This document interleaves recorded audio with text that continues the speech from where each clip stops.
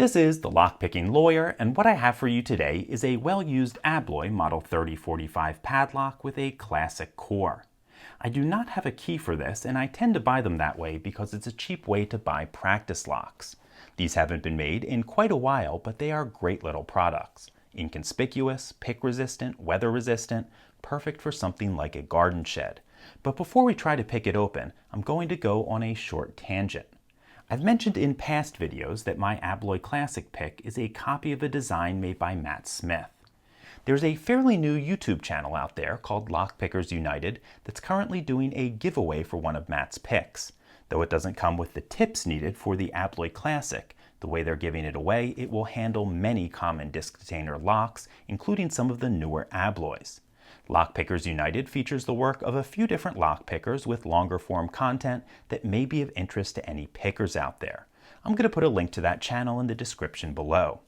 Now, to enter their contest, you need to pick and gut on video one of the listed high security locks. I'm pretty sure this lock qualifies, so let's get to picking, and then I will take it apart to show you what's inside.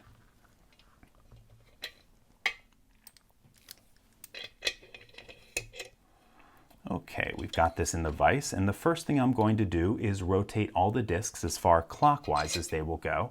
And I'm going to do it with this Abloy key blank. Then we'll get the pick in there and get to work. Nothing on the spinner. 1 is loose. 2 is loose. 3 is loose. 4 is loose. 5 is loose. 6.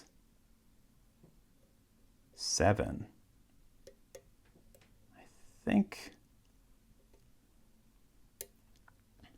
I think I got a click out of 8. 9 and 10. This is strange. I'm going to add a little bit more tension. 1, 2. Nothing on 3.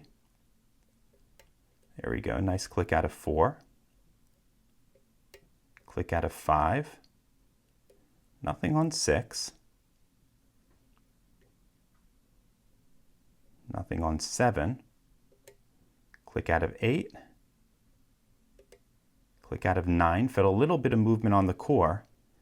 And I think that means everything is in A gate. Spinner is loose, so is 1. Little click out of 2. Okay, 3 is binding. 3 seems loose. 4 seems loose.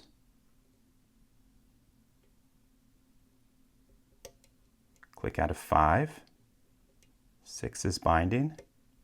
Got a click out of 6. 7 is binding.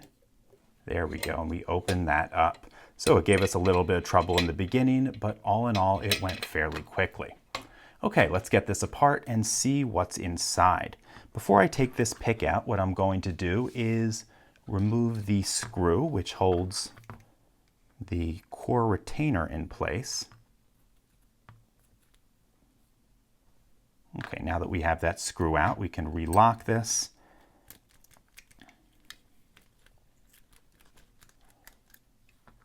Okay, now we can start taking this apart. Now, an interesting thing about Abloys is they have these set up such that the back of a key can be used to remove the retainer.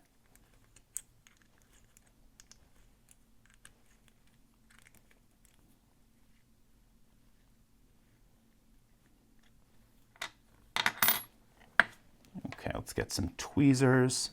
Looks like there's a copper washer of some kind there.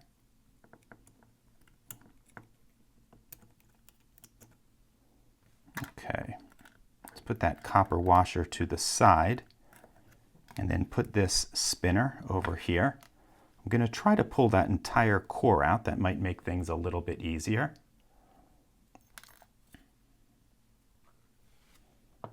Okay, I'm going to drop the sidebar down in one of these pin slots here. I dropped a spacer. Okay, let's start getting all these out. There is disc 1.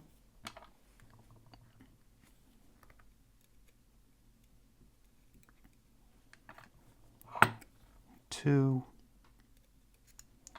Spacer 3 is one of Abloy's anti-pick discs. And a spacer came out with that as well. Number 4. Another anti-pick disc. 5, 6, 7. It's really wet inside, you may have noticed. I did give this a squirt of lube when I first got it because the core felt really, really dry and rough inside.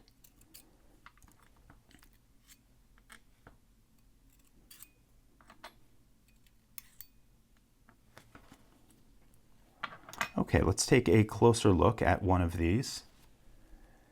We can see there's a small cutout here. That means it's an anti-pick disc, which will stop some of the older style disc detainer picks. And if we look at the side of this, we can see a deep true gate and then 1, 2 false gates. And in fact, every single one of these discs, with the exception of the spinner and the very back disc, which is always going to be a 0 cut, have false gates in them. In any case, that's all I have for you today on this Abloy Model 3045 with a classic core. If you do have any questions or comments about it, please put them below. If you like this video and would like to see more like it, please subscribe. And as always, have a nice day. Thank you.